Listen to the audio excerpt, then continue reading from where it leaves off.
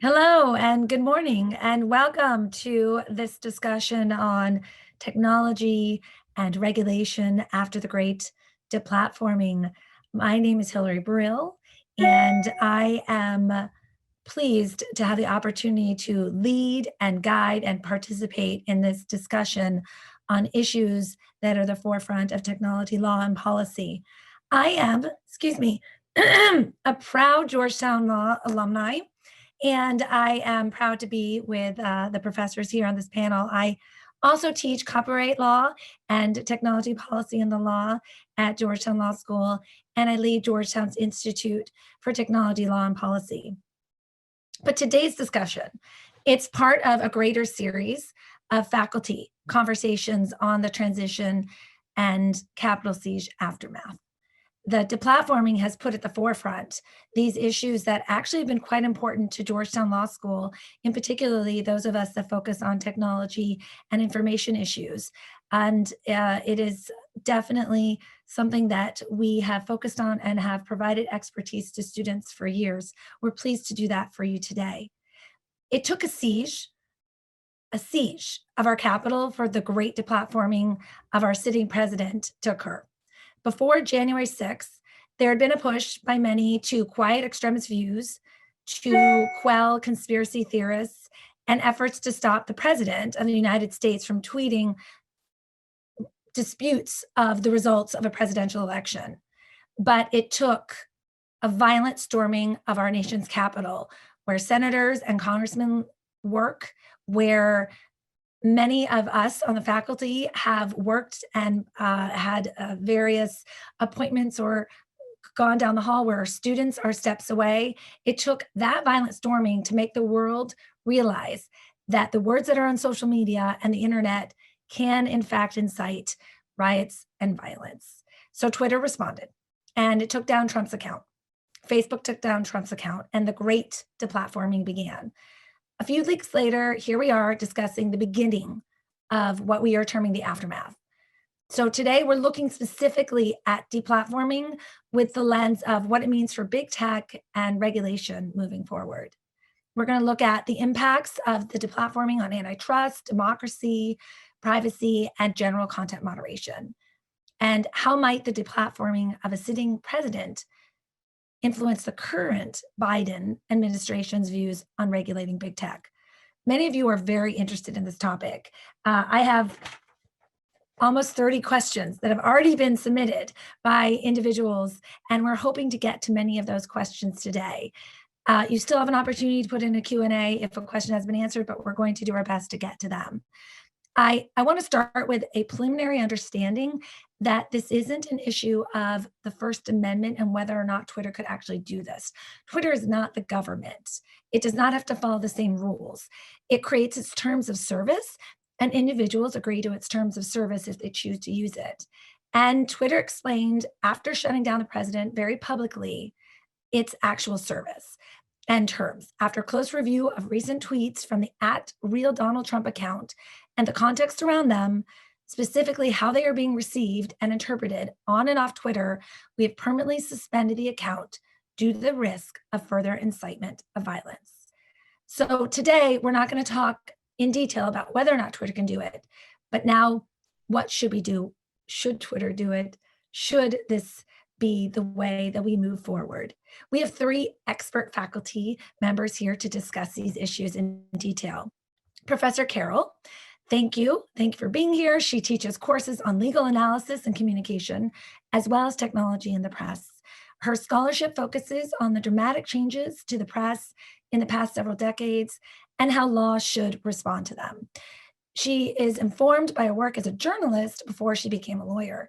She's written about transparency laws, news gathering, privacy, and the meaning of newsworthiness, and the First Amendment and methods of protecting watchdog journalism. Before coming to Georgetown, Professor Carroll was a litigator and an adjunct professor.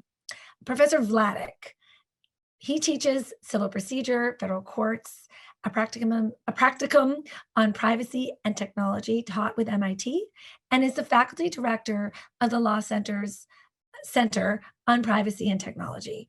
Professor Vladeck has also served as a director of the FTC's Bureau of Consumer Protection. Among the many things that Professor Vladeck has done and written on, he also has frequently testified before Congress and writes on administrative law, First Amendment law, consumer protection, privacy, and access to justice issues.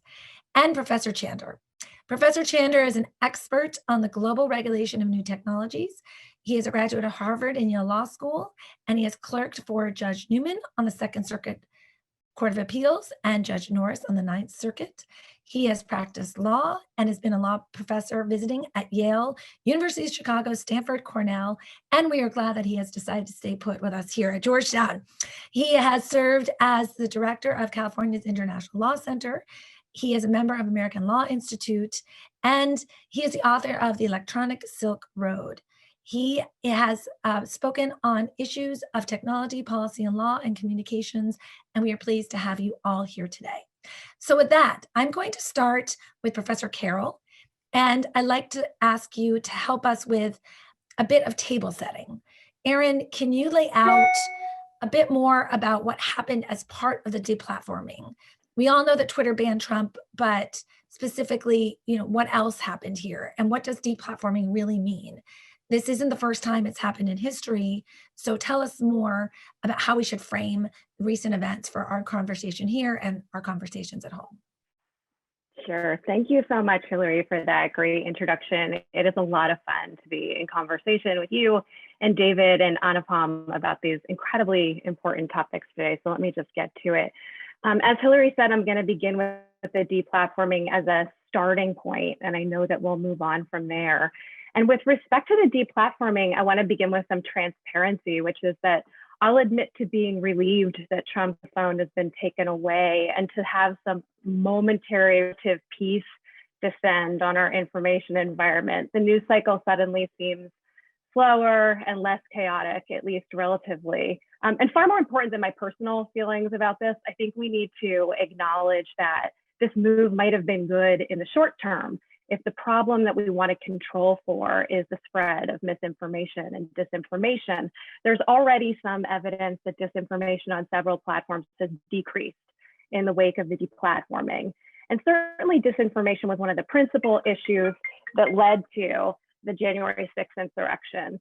The insurrection was driven in part by the lie, amplified at scale, that the election was stolen and that there was widespread fraud. But shutting down accounts even permanently is questionable as a long-term solution. These voices may go underground for a little while, but they're going to find places to regroup and then resurface. And I think we need to think more systemically. And I know we're going to be talking about that in our conversation. I think in the wake of January 6th, platforms have set a precedent that really needs to concern us. These actions were a display of tremendous power that is unchecked. I don't think I'm saying anything controversial here. Jack Dorsey, the CEO of Twitter, said this himself in, of course, a tweet after the decision was made. He called it a dangerous precedent in exercising the power of an individual or corporation has over a global public conversation. And it went beyond Twitter and Facebook's permanent or semi-permanent, in the case of Facebook's suspension of Trump, and it went beyond social networking platforms. So Shopify removed online stores affiliated with Trump, Stripe and PayPal stopped processing payments to his campaign and online fundraising arms. So it's not just a megaphone or channels for speech that were removed. There were channels for money that were blocked too. And this impacted Trump's supporters and his acolytes. Discord, an online messaging platform, removed a server for a pro-Trump group called The Donald. Apple and Google removed Parler from their stores, from their app stores, and then Amazon Web Services just cut off hosting it altogether. So one way of viewing this or framing it is large technologies actually shutting out smaller ones. And returning to my point about voices going underground, in the wake of Amazon Web Services pulling the plug on Parler, a similar service called Gab reported a really significant increase in users. So these users can go elsewhere. So my concern is that in these displays of power and how they're exercised with little transparency, and call me cynical, but I don't think that the health of our democracy is always the primary motivator here. I think that fear, bad press, and business model are at play. And in fact, when the bottom line is indicated, Google and Facebook have been willing to cut off signal or democracy enhancing and truthful information. So just as one quick example, now in Australia, legislation is being considered that would require Google and Facebook to pay news organizations for journalism shared on their platform. Last week, Google threatened that if this legislation is approved, it'll cut off the country. It will make the search engine unavailable. Facebook, for its part, said it would block users from posting or sharing links to news. So it would block huge swaths of good information traveling on its platform. Google made these same threats in Europe and did cut off Google News in Spain. And the dispute in Australia may have far more to do with the fact that a lot of these payments would go to Rupert Murdoch's News Corp, which is a major provider of news there. But I think it still remains true that the threat is telling about their motivations. So finally, I just want to say that I also think this Australia situation reveals another interesting dynamic at play. There's quite a bit of collective attention on the perils of misinformation and disinformation and lies in our information system. This has been true for some time. It is especially true in the wake of January 6th. And I think that's good and that's right. But it's almost as if we assume that once we clear away the smoke of misinformation or disinformation, that there's going to be truth and good information there behind it. We just have to let it shine through. And unfortunately, I don't think that is the case. Beneath the smoke right now, there is mostly just ashes, because beneath the smoke, the press is in absolute tatters right now, economically, and especially in the wake of the pandemic. And it's really been hard to generate, from my perspective, any collective outrage or even concern about this. The local press has evaporated at an astonishing rate. And as someone who spent several years of their early career sitting at school board meetings, looking at filings in courthouses, and trying to meet as many people in the communities I covered as I could so I could tell their stories, I think this work is essential to the functioning of a democracy. And so huge areas of the country right now are news deserts, and they don't have this kind of information. So as I think about policy priorities going forward, I hope that some of our collective energies are put towards not just curbing misinformation, but also focusing some significant amount of attention on creating the democracy enhancing, accurate, community building information that we get from news and journalism. Thank you, Erin, and thank you for bringing up the issue of, at the core here is information and misinformation as well, and how we can handle our democratic conversations, whether we deplatform or we don't. There's more at issue here about figuring out our civic engagement, right? Our greater civic engagement. And as with any technology that is being used, there's disruption. And you've seen from your career, technology has disrupted media in such a way that it's still figuring it out. But having all of this happen at the same time, we're at a crisis point, and it is difficult to figure out what is information that we can even support and how to get to it, and what is the media that you are truly trying to support, and how do you vet it, and how do you determine what's true and isn't true, and it's quite complicated. David or Anupam, do you have anything you want to share off of sort of setting the stage here in the lens for the Great Deplatforming? Yeah, let me just push back a little on some of what Erin said. Part of the problem here is we're a democracy with a First Amendment. And so, the idea that the government is going to regulate the dissemination of information, except for at the extremes, is very difficult in the United States. And so we've had, newspapers. I litigated some of the early cases under the Newspaper Preservation Act, which was enacted 51 years ago because the death of the newspaper industry. Yes, so there are accelerants like technology, but there are ways that we could use technology to improve and diversify news sources. Remember, at one point in our history, Hearst newspaper could start wars or keep us out of wars, just one newspaper chain. So, yes, things are not not very well, organized at the moment. But we've had other times in our history where the same kinds of dilemmas have arisen.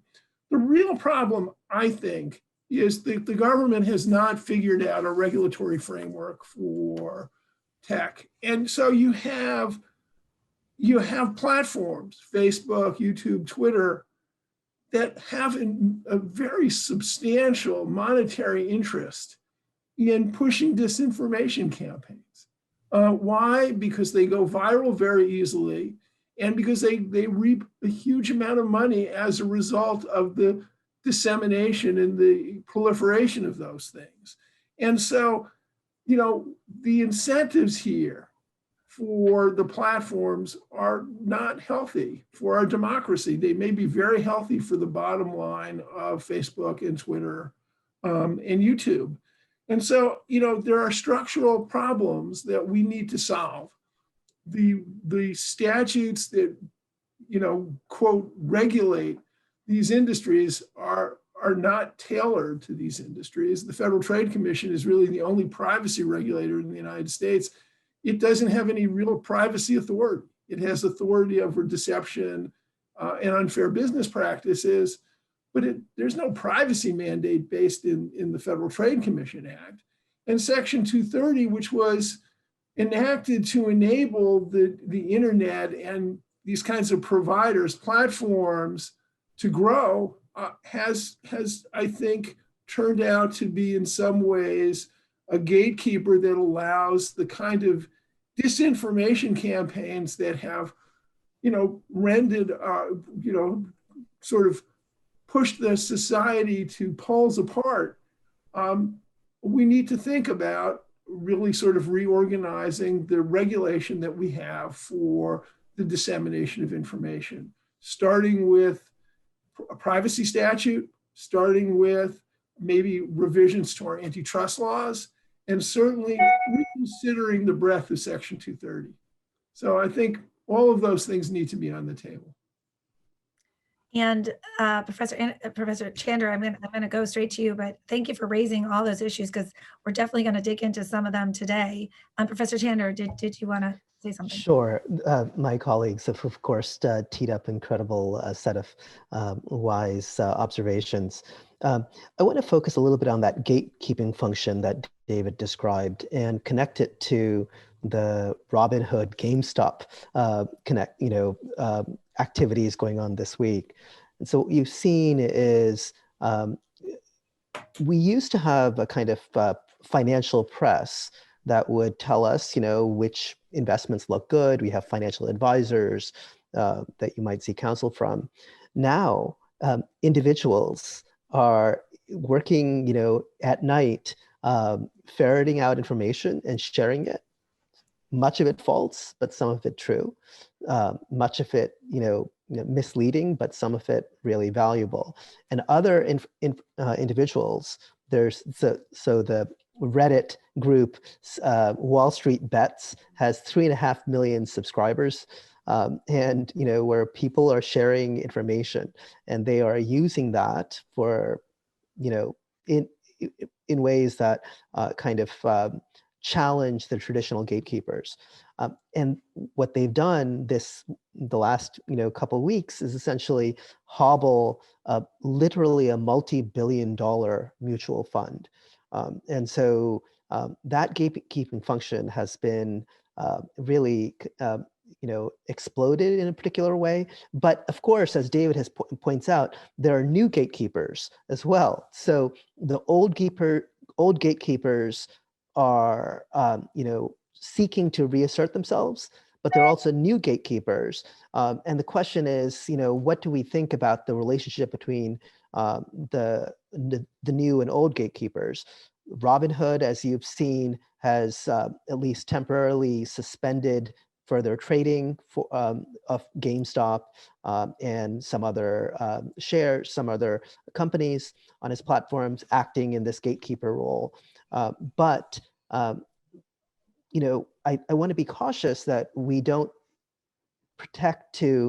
act to preserve the old gatekeepers and prevent new entrants from coming in.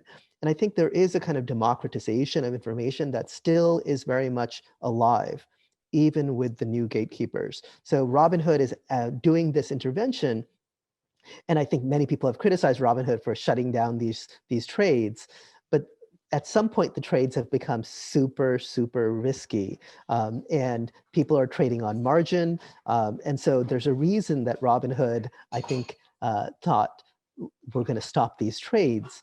And so I think, we want to be cautious about when these companies act in this gatekeeping role, these new companies act in this gatekeeping role, shutting off Trump, for example, then we say, oh, you're too powerful, and this demonstrates that you have too much power.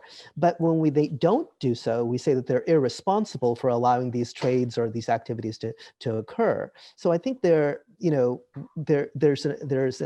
a no-win situation, and I think at either side they're going to be criticized.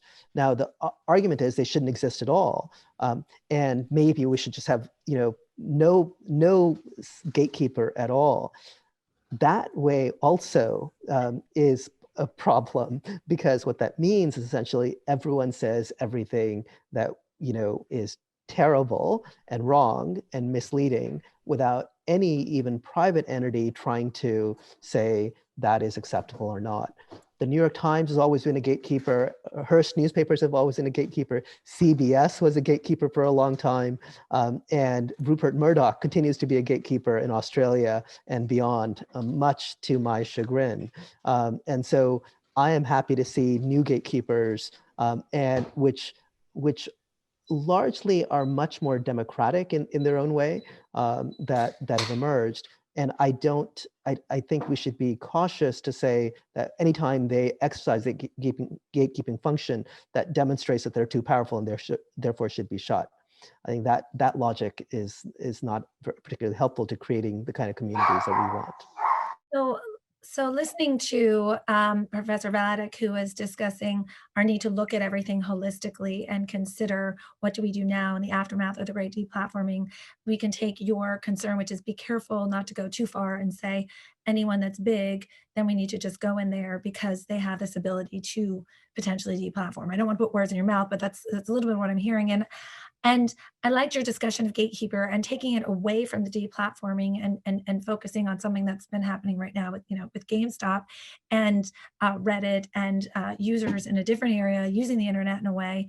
The gatekeeping happens also in every business when they make a decision on what they choose to sell or what they choose to post.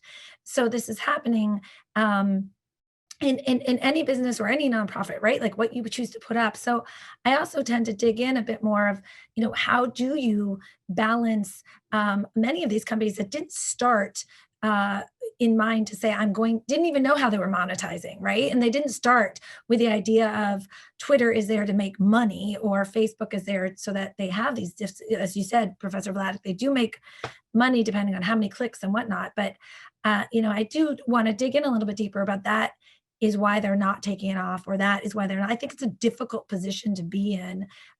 It's a mess internally for content moderation for so many of these companies to figure out what to do and what not to do. And what has made this moment so essential is no one had done anything. And now the response is that's why the Capitol siege occurred. And now we have to do something. So, okay, something happened. What do you guys think is going to happen in the future, like the next 6 months, the next year? And what are some of the potential benefits and some of the potential downsides? Like what I think you mentioned, Professor Carroll, folks are going from Parler, which, to explain to folks in the audience, it was an app where there's very little content moderation. And so individuals who are being pushed off from mainstream social media like Twitter and Facebook went to Parler, and you had more extremist views by default. And they were all congregating because like listens to like, right? Preach to the choir, right? You're listening to each other. So you were mentioning they were going to Gab or other places. Many of the criticisms of deplatforming in general is you're just going to send it to another dark hole.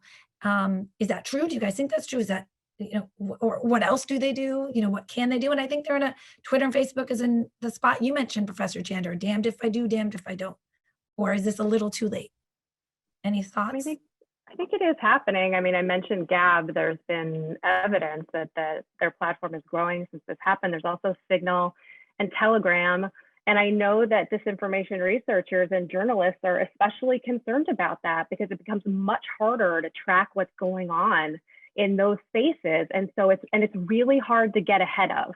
And so I know disinformation researchers are thinking now about how do we start to track disinformation in these spaces? And that's a real concern. I don't think this speech goes away, right? Like it just finds other places to happen. So like I said, it was as a short-term strategy, this seems to be working, but so often we think in short term rather than long term, and we also need to have our long-term strategy as well.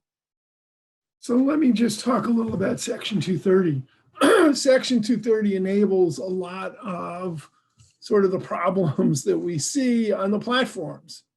And Joe Biden ran on one of his pillars was to repeal Section 230. Section 230 gives publishers like the platforms almost is, sort of very broad immunity from liability for republishing things that are defamatory or harmful in some way.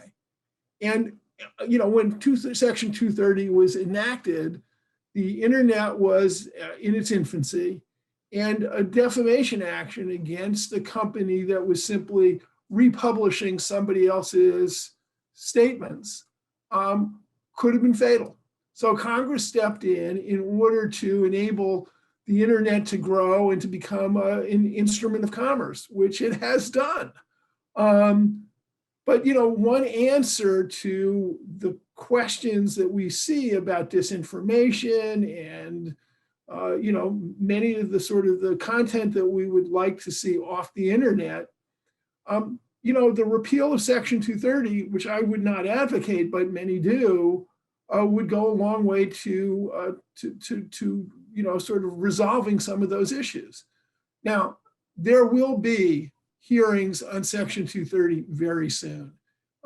Congress is going to take a very hard look at it. But there are antitrust issues that are sort of necessarily built in. So Aaron was talking about content moderation. Well, Facebook now claims it employs 30,000 content moderators globally. How many of them are devoted to the United States? They haven't said. But for new entrants into the marketplace, content moderation would be an enormous barrier to entry. It's expensive. And so all of the kinds of constraints and disciplines that the government could place on this marketplace are really complicated, because if you were to repeal or amend Section 230, new entrants would have vulnerabilities that platforms like Facebook and Google just don't have. They've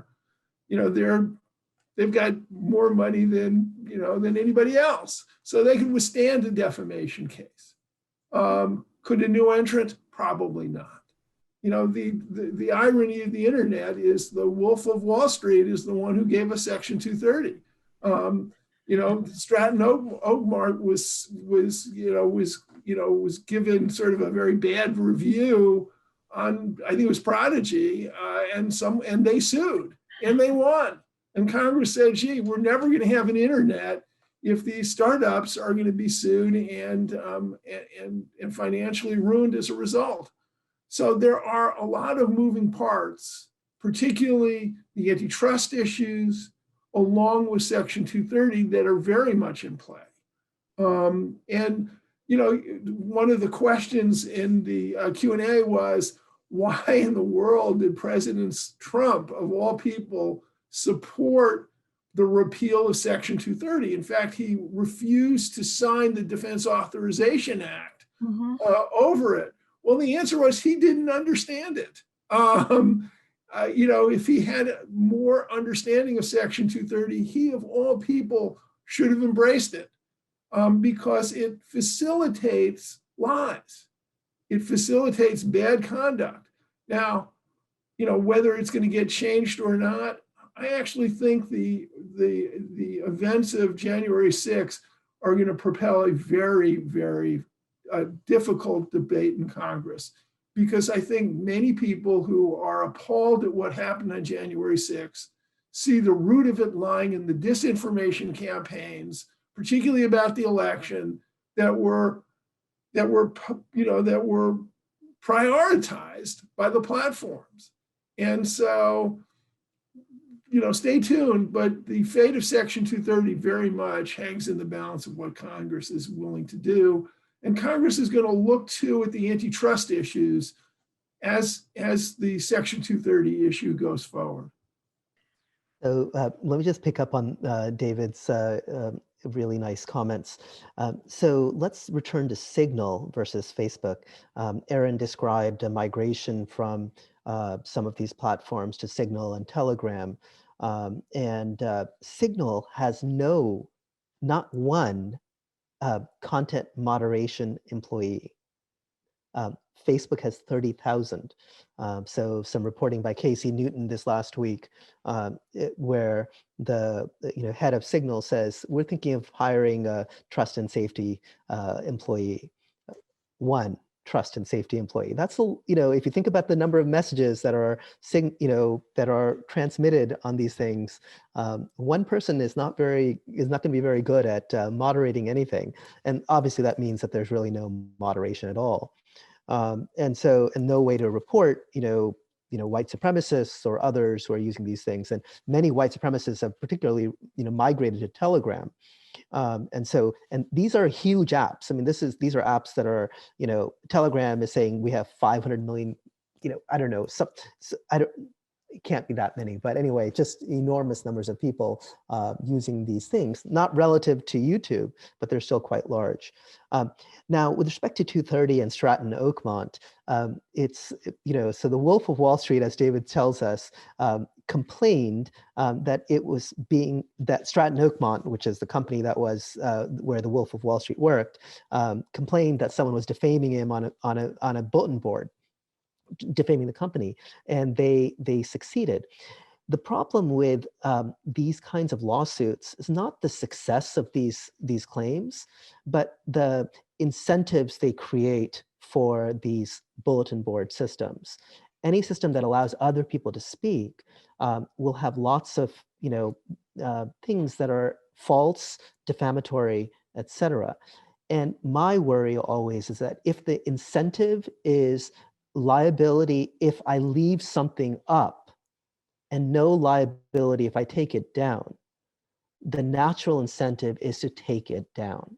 The economic incentive, the business model means that you take it down. There's not an economic incentive to leave it up because the liability exposure is too grave. And so my worry about reforms to 230 are it'll actually corrode our information environment in a way that basically either leads to everything goes. We've moved to a Signal kind of system where there is no content moderation, et cetera, or it leads to a totally kind of Disneyfied universe where nothing bad is ever said because something bad is said may trigger a liability regime. And so I think both those we need to worry about as we think about 230 reforms. So just a word on 230. I think, Hillary, you mentioned, we're wondering kind of what Biden's going to do. He said about a year ago when he was still a candidate that it should be repealed. The Washington Post asked his administration last week what his plan was, and the administration declined to comment on it. We know that the new Commerce Secretary is in favor of changes to the law. As we think about what the best course of action is, I've heard others say that it's important we keep in mind what problem we're solving for. And I think that's right. So as 230 expert Jeff Kosef, who's kind of written the seminal book about Section 230, told the Post recently, he said, both sides have really used 230 as a proxy for their anger at big tech. And I think that's right. I think parties are trying to solve for different things. Conservatives think that there's too much moderation and censorship and that it disadvantages them. Democrats say there's still too much harmful content up. So a repeal of Section 230 would be dramatic. And what would the effect of that be? I mean, I think, my colleagues have explained this and I agree with them. It's likely to mean platforms will significantly restrict what speech they permit. And in my estimation, that won't eliminate the speech we don't like. Again, it will just push it elsewhere. So doing nothing also seems a little bit unlikely, given that there's people on both sides of the aisle who are pushing for change right now. In evaluating the different policies that are out there, and I think there's lots of them, different pieces of legislation, I think we, again, first need to consider what the goals are and whether they're the right ones. Like, just to look at one example, the Schatz and Thune legislation, the PACT Act, you know, they're talking there about transparency provisions, and I think that's really commendable as a step in the right direction. If the goals of the legislation are greater accountability, consistency of moderation decisions, decreasing unlawful content, like those seem like laudable goals. The question just is then with some of this legislation that we need to think about, is it actually implementable? So in the past, there's been lots of joking about legislators' lack of tech savvy. I think it's going to be important as the details of legislation get worked out, that a lot of consideration is given to exactly how it's going to work in the details. And I've seen Daphne Keller at Stanford do some writing about the PACT Act in particular, saying that we need to be sure we have what you call the plumbers get involved. So the people that understand how all of this plays out in practice, who understand how the rules and logistics are going to function at scale. So that's something we need to be thinking about as we press forward with 230 reforms. Let me quickly comment on that, because a number of senators, particularly those on the Commerce Committee who are going to be responsible for taking a hard look at Section 230, have hired really well-known technologists on their staff, precisely because of the reasons that Aaron gave. And so all of a sudden, when you have a fairly critical mass of technical expertise within sort of key committees, I think that the discussion has reached a much more fine-tuned point. Nobody, I agree with Aaron, I can't imagine Section 230 being repealed outright. It would essentially entrench permanently the big platforms, because no one would be able to sort of get through the startup phase without facing the kinds of litigation threats that Anupam was talking about.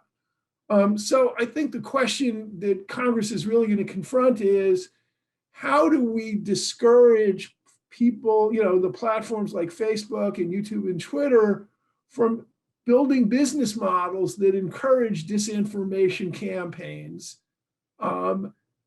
because that's where the money is at the moment. And there are middle ground proposals that I think would push very hard against sort of the Facebook and the Twitter and the YouTube algorithms, which now are built to maximize profits. And the way you do that is you keep on feeding people things you think they want rather than like news. And so I do think there are pathways forward. But it's going to be interesting to see where the platforms are on this. And it's going to be interesting to see where Congress comes out on this. And Aaron's right. I think although Biden had promised as a pillar of his platform to repeal Section 230, I think he's going to change his mind about that. And with that, because of time, I want to dig in more, and we can talk about this, but I do want to put in one note and move to something else. I find this conversation so interesting, because had this conversation happened 3 weeks ago about Section 230, we would be saying we have a president elect who wanted to repeal 230 and a sitting president who wanted to repeal 230. And the idea of repealing 230 was a real possibility. And I do think you're all correct in saying, post the Great Deplatforming, I don't think anyone wants to necessarily repeal 230. And what Twitter did with the deplatforming, we have to get back to this. If 230 wasn't there, they may or may not be liable right now. So we really have to think about all of those issues and all of those things at play when we look to this new Congress, like you said, and these hard conversations that they're going to have. But I want to bring this back, Professor Vladeck and Professor Chandler and Carol, to greater issues beyond content moderation, right? These are issues of powerful industry that has been since before the election, before the Biden administration, under the scope of scrutiny from both Republicans and Democrats. What do you think is going to happen now after the Great Deplatforming as we move in to a new Congress on these issues? So can I say something about a powerful industry? I also want to, so big tech is, in the targets here very much, but I think old media needs to be very much, we have to think about how old media handled Donald Trump. So when a presidential candidate in 2019 suggested that Twitter suspend Donald Trump, old media suggested that she was asking something that was totally unreasonable, and it wasn't CNN, MSNBC, Fox. They ran all of Trump's press conferences in real time. So when the Mexican rapists were described by Donald Trump, it was in real time, and so there was no call really to deplatform Donald Trump. So the old media is the so if I think of who is responsible for the big lie more than anyone else, I think of Fox News. I think of the right wing news services that repeated these things. I think of the Republican Party as responsible for that big lie, and I certainly algorithms, et cetera, helped propagate it. So there's no question that David is right on that question. But I think the culpability lies far beyond big tech, and somehow our central focus on big tech allows us to say someone else was responsible rather than human beings that really should have taken a step forward, both in national media. There was no one in the New York Times writing, yes, Donald Trump should be deplatformed, and removed from Twitter. So that wasn't the editorial position of the New York Times, et cetera. So I want to be cautious about how we've come to understand January 6th as a singular cause, with a singular cause. I think there's multiple cooks in the kitchen here. I'd love to follow up on that as like the resident booster of the media. I think Anupam's totally right? The media has many different players with many different agendas and actions. And the right-wing media is definitely part of the reason that we're here, and part of the reason for January 6th. They were a key amplifier of Trump and have brought the views of fringe actors and chaos agents in from the corners of the internet into the mainstream of our discourse. And so how do we have policy then that promotes kind of fact and reality-based media versus propaganda? And that's incredibly difficult. There's a lot of people in the journalism world right now advocating for more public media, and in academia too, because I think so much of this is driven, so much of the support for Trump, so much of the support for fringe views is driven more by capitalism than by ideology. And so I think that if we were, and this is certainly like not going to fix everything, but one piece of the solution is investing far more in public media systems than we have. And I know there's great suggestions out there from Ellen Goodman at Rutgers and Karen Kornblue from the German Marshall Fund for more public infrastructure in terms of information, even cloud storage, like the entire stack, and getting better public information out there. So there are good proposals out there, and journalists have long been the opponents of these proposals because they haven't, they've said, like, we don't want any government assistance, we don't want any help, that compromises us. Well, that's crazy. Journalists have always been compromised by all kinds of things, by advertising connections. The government's always subsidized journalism in certain ways. So I kind of hope there'll be more movement on that front to diversify press business models. And hopefully, Anupam, that might deal with a little bit of what you're talking about. Let me chime in when we talk about sort of the scope of information outlets. part of the problem is that the antitrust laws that we have aren't really suited for the digital economy. The Federal Trade Commission, the Department of Justice, the two big antitrust enforcers, and most of the states follow an old sort of Chicago school approach that you measure sort of the worth of a business by consumer welfare. That is, are the consumers well served? And because Google and Amazon and Twitter and Facebook don't charge, it's very hard to figure out how to use conventional antitrust law to deal with what are now functioning monopolies. Google search, notwithstanding Microsoft's enormous investment in Bing, has 70–80% of the market. Facebook is the dominant platform for social media, for social interaction. Amazon is just enormous. And so, there are cases now pending. The FTC has sued Facebook. Google has been sued by the Department of Justice. There are real questions about whether antitrust laws are really sort of current to the way the digital marketplace works. And, I'm a former FTC staffer. I've worked on antitrust investigations. I'm very hopeful that, the FTC's case against Facebook, particularly over WhatsApp and Instagram, moves forward successfully. But it's going to be a very difficult case. WhatsApp is sort of an amazing story because it was sold for billions of dollars when it never made a penny of profit. WhatsApp couldn't figure out how to monetize its service. But of course, as part of Facebook, it has expanded Facebook reach tremendously. Instagram was a modest acquisition at the time, but it is proven to be a very powerful driver for Facebook. So part of the concern I have is that unless Congress, which is going to be otherwise quite busy, takes a stab at modernizing our antitrust laws, we're going to have a very difficult time using the traditional tools of government oversight to manage this marketplace.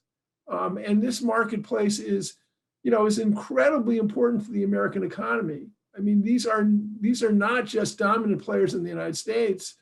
They're dominant players around the world. Facebook is hard to call Facebook an American company anymore. 10% of Facebook users are in the United States. So there are real pressures to figure out what is a good sort of a good regulatory regime going forward. And the question is whether Congress is going to step up to the plate and figure out how to regulate this digital marketplace, which we are all dependent upon. I have a further question for you, Professor Vladeck, as someone who has worked at the FTC and as an expert in privacy. You mentioned antitrust, but how does privacy regulation play here? I think I asked the question of what's going to happen by administration, and nobody had a chance to answer, but I think you're saying, we'll look at antitrust and we're definitely going to look at Section 230. But do you think the Great Deplatforming is now going to have an effect on moving privacy legislation forward? I hope so. I mean, it's inexplicable that a country like the United States, which cares about privacy, I mean, we do care about privacy. The claims that we don't, I think, are just sort of false. But we don't have a privacy statute. We have a consumer protection statute that allows the Federal Trade Commission to play a role in protecting people's privacy. But having, the FTC is 2/3 the size as it was in 1980. It has been starved by Congress. It is one of the smallest agencies in the government. We have about 1,100 people responsible for regulating the entire marketplace and enforcing 70 statutes in addition to the Federal Trade Commission Act. So, we have at most, the FTC has at most 40 or 50 people worrying about privacy when the Irish DPA, Ireland's got, enough. When I lived in New York City, probably the people on my block in Ireland were about the same. They have 200 people in the Irish DPA's office. Congress needs, if Congress cares about privacy, it needs to both pass the statute and make sure there are the resources to enforce privacy. The truth is, these days, most of the big data brokers know far more about you than the NSA ever is going to know, or anyone else, because the data acquisition about personal data in this country is essentially seamless and costless. And so, you know, and Congress has been well aware of this for quite some time, but it's, you know, at some point Congress needs to step in. We need a privacy statute. Thank you. I'm going to go to some of the questions that were presented to us. Specifically, there was a question for you, Aaron, from Joshua Meltzer, and he mentioned that he was that you said that you were concerned about deplatforming and leakage of disinformation to other platforms. While disinformation has been and will always be with us, the scale and speed now is what makes disinformation challenging for democracy. And you said that disinformation is less now because of the deplatforming by Twitter and Facebook. And I'm not sure disinformation is the right word to use here, like, right? It's disinformation and incitement and potential other types of speech, but disinformation regarding the election, right? And the election results. But why then, this is what the question is, why then should we not demand, using regulation, commercial pressure, strict and quick deplatforming of those who peddle disinformation? Could this be one approach we could pursue? Understand would only be part of the solution and does not get at the underlying issue that you mentioned for journalism in general. Yeah, I mean, I will go back to the point that the studies I've seen done in this very short amount of time show that this deplatforming worked to the extent that disinformation, and I need to go back to it to check to make sure it was just election disinformation, and it was on a number of platforms, did go down. But the problem I see with this suggestion is just the scope of it. What gets included in what's disinformation? How do we do this at scale? The problems I see with that are in the implementation of it would be incredibly difficult. So there's real practical difficulties with doing something like that, even if in the short term it works. And there also seems to be quite a lot of room for abuse, like who is making these decisions, according to what parameters. So I don't want to say it isn't workable. We've seen some evidence that this works, but like, what are our goals and how do we make that work? There need to be a lot more thinking around that. So if I could say something here as well. So the person, sorry, I have my coworker here with me now. And so this keeps him quiet and peaceful while I speak. So disinformation, when we think about who used that term more than anyone else, it was Donald Trump. Donald Trump would call any information that he didn't like fake news. And so I worry about an executive that has the power to decide what is information, what is disinformation. And any mandate that, quote, disinformation be removed in 24 hours is going to lead to, risk-averse companies removing a ton of information, especially information that the government may not like. And I think that is likely to be harmful to marginalized groups. So I worry about those statutes, and I think they are unreasonable. When courts are asked these questions, they take months and months and months, if not years, to decide what is true and false. And we're asking these platforms to make judgments in 24 hours. And I think that is likely to lead to a huge amount of suppression of entirely legitimate and often critical speech. Anupam, would you feel differently if it were simply flagged, this may be wrong, or some other kind of, some sort of warning to people that maybe this assertion like COVID doesn't exist may be wrong?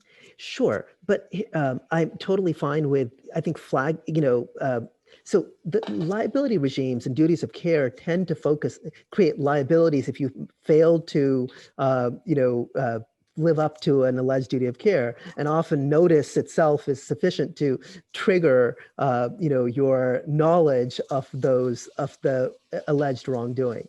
And so most of those systems, most of the legal reforms that I've seen tend to focus on, liability if you leave it up.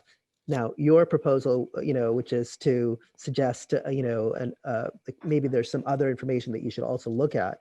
I think that is a perfectly sensible approach. Now, mind you, Signal and Telegram don't even have any notification systems. You can't even say this account belongs to someone who's a white supremacist or a racist or is using this to target other people to harass them.